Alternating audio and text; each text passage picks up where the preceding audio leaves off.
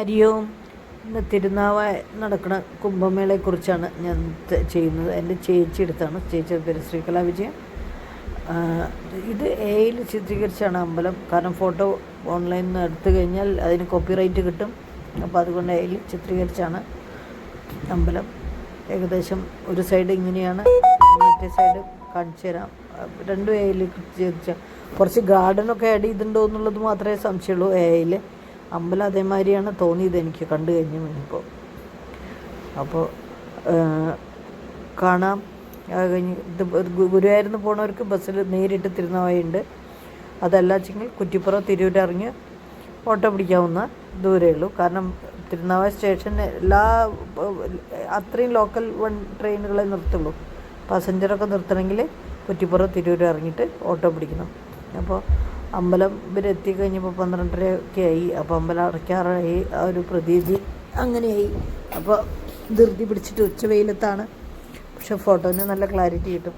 പണ്ട് ഇവിടെ നടന്നിരുന്ന മാമാങ്കത്തിൻ്റെ ഒരു ക്രിയേഷനാണത്. പണ്ട് നടന്നിരുന്ന രാജാക്കന്മാരിരിക്കലും മാമാങ്കം നടക്കലും അത് പുഴയുടെ തീരത്ത് എന്ന് പറഞ്ഞ് പഠിച്ചിട്ടുണ്ടല്ലോ നമ്മൾ. ആ നടക്കണതിൻ്റെ ഒരു ദൃശ്യ ആവിഷ്കാരമാണത് കേട്ടോ. അത് കണ്ടുള്ളൂ. അപ്പോൾ അതിലെ സ്ഥലങ്ങൾ ഇപ്പോഴത്തെ 1-2 കിട്ടിയിട്ടുണ്ട്. ഇപ്പോഴത്തെ സ്ഥലം എങ്ങനെയാണെന്നുള്ളത് അതും കാണിച്ചു തരാം. അപ്പോൾ പണ്ട് പറയില്ലേ, ഇതൊക്കെ നടന്ന് ചാവുന്നവരെ മണിക്കിണറിലിട്ടിട്ട് താഴ്ത്താന്ന് പറയുമെന്ന് പഠിച്ചിട്ടുണ്ടാവും. മണിക്കിണർ എന്ന് പറഞ്ഞു കഴിഞ്ഞാൽ കിണറിൽ അവിടെ ഇപ്പോഴും അവർ സൂക്ഷിച്ച് വെച്ചിട്ടുണ്ട്. കിണറിലെ ആൾക്കാരെ കൊന്ന് അധികമാകുമ്പോൾ ആനയെ കൊണ്ട് ചവിട്ടി താഴ്ത്തിയിരുന്നു എന്നുള്ളതാണ് പറയുന്നത് കേട്ടിരുന്നത്. അതാണ് മണിക്കിണറിൻ്റെ പ്രത്യേകത. കിണർ ഇപ്പോഴും അവർ ഒരു പുരാവസ്തു നിരീക്ഷണം പോലെ അത് കാത്തു സൂക്ഷിച്ച് വെച്ചിട്ടുണ്ട്. അതിൻ്റെ സൈഡിൽ ഇപ്പോൾ കുളിക്കാൻ സൗകര്യങ്ങൾ ഒരുക്കിയിട്ടുണ്ട് കേട്ടോ. ആൾക്കാർ വെള്ളത്തിൽ ഒലിച്ചു പോകാതിരിക്കാൻ വേണ്ടിയിട്ട് അതൊക്കെ പ്രൊട്ടക്ഷനൊക്കെ നന്നായിട്ട് ചെയ്തിട്ടുണ്ട് കേട്ടോ. എല്ലാം നന്നായി കൈകാര്യം ചെയ്തിട്ടുണ്ട്. നല്ല ഭംഗിയിലെല്ലാം റെഡിയാക്കിയിട്ടുണ്ട് അല്ലേ. എന്ത് ഭംഗിയല്ലേ ഭാരതപ്പുഴ അങ്ങനെ കാണാൻ വേണ്ടിയിട്ട്. അപ്പോൾ നമുക്ക് ഒന്നും പ്രയാഗ്രാജിൽ പോയിട്ട് കുംഭമേള കാണാൻ പറ്റാത്തവർക്കൊക്കെ നമ്മുടെ നാട്ടിൽ അവിടെ വന്ന് അങ്ങനെ പറ്റണത് എത്ര വലിയ ഭാഗ്യമല്ലേ. അങ്ങനെ ഒരു സ്നാനം ചെയ്യുക എന്നുള്ളത് വലിയൊരു ഭാഗ്യമല്ലേ. അത് നമ്മളെ കൊണ്ട് എല്ലാവരെ കൊണ്ടൊന്നും പ്രയാഗ്രാജ് പോകാനും ഇതിനും സാധിക്കില്ലല്ലോ. കുംഭമേളയുടെ സമയത്ത് പ്രത്യേകിച്ചും നമ്മൾ കാശിയൊക്കെ പോയി എന്ന് വരും. അപ്പോൾ അല്ലാണ്ട് ഇത് കുംഭമേളയുടെ സമയത്ത് നമ്മൾ അങ്ങോട്ട് പോകാമെന്ന് പറഞ്ഞാൽ നമ്മളെ കൊണ്ട് സാധിക്കണതേ അല്ല. അപ്പോൾ അങ്ങനെ ഒരു യാത്ര പലർക്കും സാഫല്യമാക്കിയിട്ടുണ്ട്. ഇത് കളരി നടന്നിരുന്ന സ്ഥലമാണ്. ഇപ്പോഴും അത് അതേമാതിരി മീൻസ് ശരിയാക്കിയിട്ടാണ് വെച്ചിട്ടുണ്ട്. കളരി എന്നുള്ളത് സ്ഥലം റെഡിയാക്കി അങ്ങനെ അതേമാതിരി ഉണ്ട്. ആൾക്കാർ സ്നാനത്തിന് നിൽക്കുന്നത് ഇതൊരു കണ്ടാൽ തന്നെ മനസ്സിലാവില്ലേ, ഒരു ക്രിയേഷൻ. കളർഫുള്ള് കൂടുതലാണ്. വീഡിയോ ഒറിജിനലാണ് കേട്ടോ. അടുത്ത് പറയില്ലേ എന്തൊരു കാറ്റാണ്. വെയിലത്താണ് പൊടിഞ്ഞ ചൂട് ഫീൽ ചെയ്യണില്ല എന്ന് പറഞ്ഞാൽ അത്രയും കാറ്റ്. പിന്നെ ഒന്നാമത് വെള്ളം ഉള്ള സമയമല്ലേ. അപ്പോൾ അതും കൂടിയിട്ടാകുമ്പോൾ നല്ല ഭംഗിയുണ്ട്. എത്ര ഭംഗിയായിട്ടാണ് അവർ കരുതലോട് കൂടിയിട്ടാണ് വെച്ചിരിക്കണത് എന്നുള്ളത് നോക്കി നോക്കും. അലങ്കരിച്ച് നമ്മുടേതായ ഒരു ശൈലി എവിടെയും കാണാറുണ്ട് അല്ലേ. കുട വെച്ചിട്ട് ആ ഗേറ്റ് അവിടെ അങ്ങനെ കാണാനില്ലേ.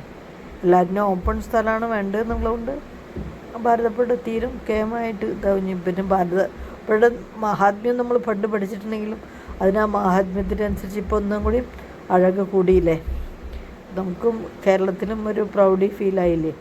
നമ്മുടെ തിരുനാവായ ഭാരതപ്പുഴയുടെ തീരത്ത് ഇങ്ങനൊരു കുംഭമേള നടന്നതിൽ നമുക്ക് വളരെയധികം സന്തോഷിക്കാം അല്ലേ.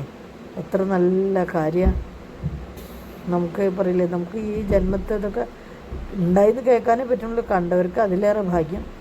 തൊഴാൻ പറ്റിയവർക്ക്, പോയി സ്നാനം ചെയ്യാനും ഇതിനൊക്കെ കുളിക്കാനും ഇതിനൊക്കെ പറ്റിയവർക്ക് അതിലേറെ ഭാഗ്യം.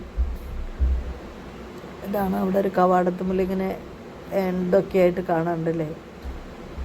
അതാണ് എല്ലായിടത്തും കുട വെച്ച് കഴിഞ്ഞ് അതിൻ്റെ കാര്യമില്ല ഉണ്ടല്ലേ. വെള്ളം പിന്നെ ഇവിടെ ഓരോന്നും ഇപ്പോൾ ആരത്തിയുടെ സമയത്ത് ഉള്ള ആരതി ഇപ്പോൾ ഘാട്ടുണ്ടല്ലോ നമ്മുടെ ഗംഗാ ആരതിക്ക്, അതേമാതിരി ഓരോ ഘാട്ടിൻ്റെ ഇതിൽ വെച്ചേക്കണ്ടാണ്. എത്ര ഭംഗിയായിട്ട് അലങ്കരിച്ച് വെച്ചിട്ടുണ്ട് അല്ലേ.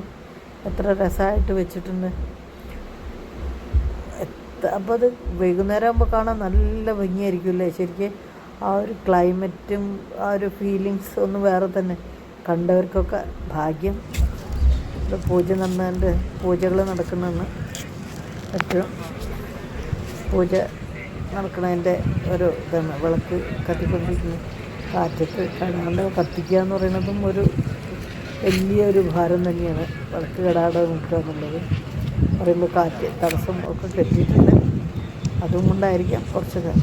പിന്നെ ഇനിയിപ്പോൾ ജനം TV എടുത്തിട്ടുണ്ട്, അതിൻ്റെ ഒരു ഇത്. പിന്നെ മീത് ഞാൻ ഓവർ റെക്കോർഡ് ചെയ്യുന്നില്ല. നിങ്ങൾക്കത് കാണാൻ വേണ്ടിയിട്ട് അതെന്തെടുത്തതെന്നുള്ളത് കേൾക്കാൻ വേണ്ടിയിട്ട് ഞാൻ സൗകര്യം ആക്കാം. ഞാൻ റെക്കോർഡ് ചെയ്യുന്നുണ്ട് കേട്ടോ. അപ്പോൾ അത് കേൾക്കും, നിങ്ങൾ കേട്ടിട്ട് പറയും.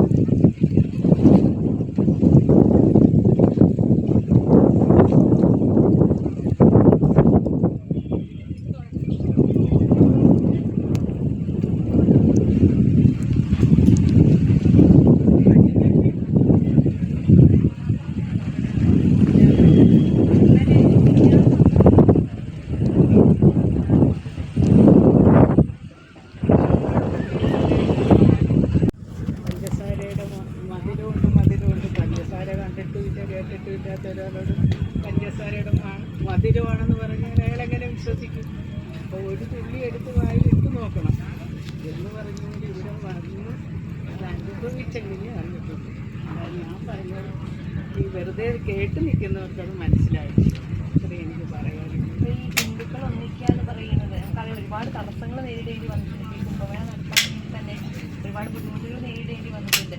അപ്പോൾ അതിനെ എതിർക്കുന്നവരും ഉണ്ട് നമ്മുടെ ചുറ്റും എന്നുള്ളതാണ്.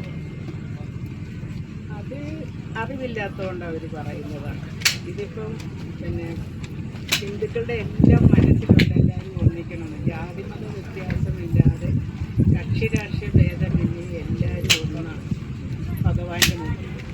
എല്ലാ ജീവജാലങ്ങളും അത് പഞ്ചഭൂതങ്ങളിൽ അതെല്ലാം നമ്മുടെ ഹിന്ദു സംസ്കാരം പഠിക്കുമ്പോഴേ നമുക്ക് മനസ്സിലാവട്ടെ. നമുക്ക് ആരോടും ക്രിസ്ത്യനെന്നോ മുസ്ലിമെന്നോ ഹിന്ദു എന്നോ ഒരു വിശ്വാസം വേർതിരിവില്ലാതെ ഹിന്ദു എന്ന് പറഞ്ഞാൽ ഹിന്ദു രാജ്യത്തിൽ ഈ ഭാരതത്തിൽ ജനിച്ചവരാണ്. അത് ക്രിസ്ത്യാനിയാണേലും മുസ്ലിം ആണേലും ഹിന്ദു ആണേലും എല്ലാം ഒന്ന് തന്നെയാണ്. നമുക്ക് വേറെ ആയിട്ട് തോന്നിയിട്ടില്ല. ഈ പൂജകൾ നടക്കുമ്പോൾ ഇവിടെ പിന്നെ ക്രിസ്ത്യാനികൾക്ക് വരാം, മുസ്ലിങ്ങൾക്ക് വരാം, എല്ലാം ഒന്ന് തന്നെയാണ്.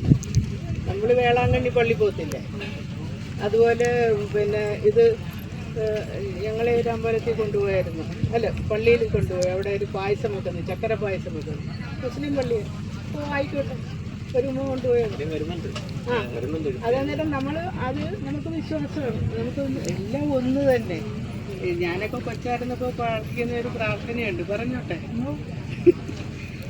ഭഗവാൻ ക്രിസ്തു അള്ള ശ്രീപരമേശ്വരൻ ശ്രീകൃഷ്ണൻ എന്നീ പേരൂരി നിന്നെ വാഴ്ത്തുന്നു മനുഷ്യർ എല്ലാം ഭഗവാൻ ഒരാളെന്ന് ഞങ്ങൾക്കൊക്കെ അറിഞ്ഞിടാം. അങ്ങേക്കുള്ള പ്രകാശം ഞങ്ങൾ ചെയ്യണം. പിന്നെ ഉണ്ട് പ്രാർത്ഥന പറയാം.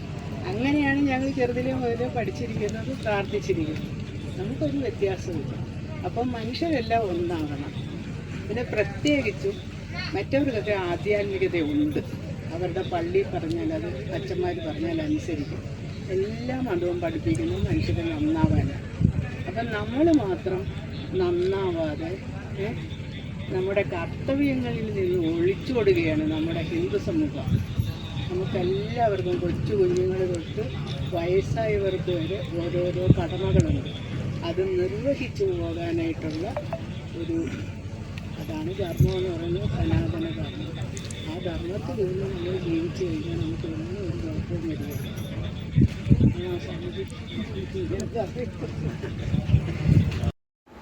അപ്പോൾ ജനം TV യുടെ അത് കേട്ടിട്ടുണ്ടാവുമല്ലോ. ഇതിപ്പോൾ അങ്ങനെ ആരത്തിയുടെ സമയമായി. അപ്പോൾ ആൾക്കാർ കുളിക്കാൻ ഇറങ്ങായി. എന്തായാലും നാവാമുകുന്ദൻ്റെ മണ്ണിൽ മാമാങ്കം നടന്നിരുന്ന സ്ഥലത്തു നിന്ന് ഇപ്പം അത് മാറിയൊരു കുംഭമേളയ്ക്ക് ആയി പവിത്രത. ഇതിനെല്ലാം ഒരുക്കിയവർക്കും നന്ദി. ഈ വീഡിയോ എടുത്ത് എനിക്ക് ക്ലിപ്പുകളും എടുത്ത് അയച്ച ചേച്ചിക്കും നന്ദി. അപ്പോൾ നമുക്ക് ഇനിയും കിട്ടുകയാണെങ്കിൽ ഞാൻ വീണ്ടും ഇതിൽ അപ്ലോഡ് ചെയ്യാം. അപ്പോൾ നിങ്ങൾക്ക് കാണാം. അപ്പോൾ എൻ്റെ ചാനൽ ലൈക്ക്, ഷെയർ, സബ്സ്ക്രൈബ് ചെയ്യൂ. അഭിപ്രായങ്ങൾ പറയൂ കേട്ടോ. അപ്പോൾ ഹരി ഓം. വീണ്ടും കാണാം.